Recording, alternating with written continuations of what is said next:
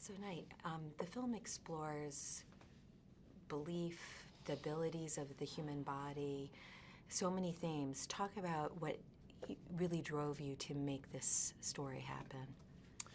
I think I like that mixture of, entertaining but talking about important things and provoking philosophical conversations and, also artistic conversations. What did you just see? What was that?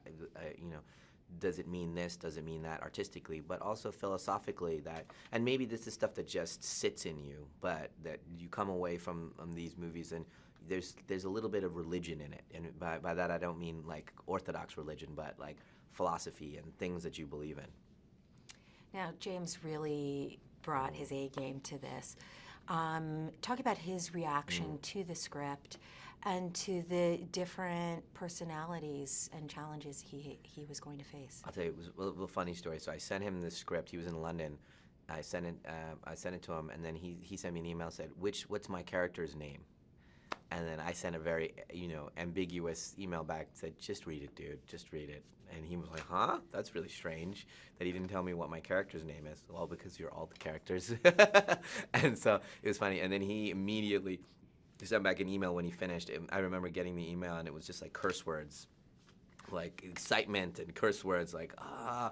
And then we got on a Skype, and he just was so on point. He was so connected to the movie and the character, and I could see how excited he was about this opportunity and how much he understood what this disorder was and how to play it, both the poignancy of it, but how to entertain at the same time.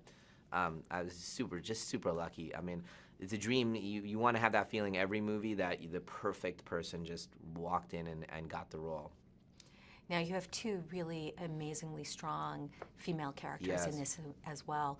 Talk about casting Dr. Fletcher and Casey. It's really something of an instinct of mine to write very strong female characters. Probably because I have only daughters, and so my house is it's only girls in the house all the time. I'm like the only boy, and we even had a female cat for a while. It was like there's nothing but girls in the house. So my point of view, I feel very, very strongly about that female point of view, and want to write it and honor it properly. And so I also feel like there's a certain age that Hollywood doesn't allow to act anymore, and so there's these world-class actors that you could grab, and they'll come and they'll blow the screen away. And Betty Buckley is one of them, and I've used her twice.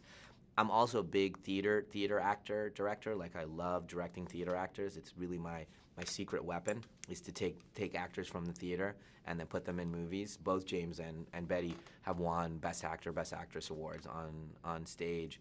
So Betty Buckley plays Dr. Fletcher, and she's just vivacious and opinionated and, full of light and very, very specific. And, she's a very physical actor as well. I just love it. And then on the other side of the spectrum, I love to work with new actors and when I work with kid actors, I've tried to find that kind of bright light actor that walks in the room and they are just incapable of being inauthentic, that human being.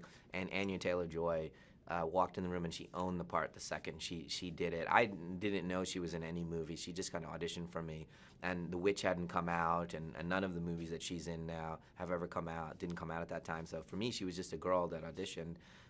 Super lucky to have this cast. The three of them are brilliant.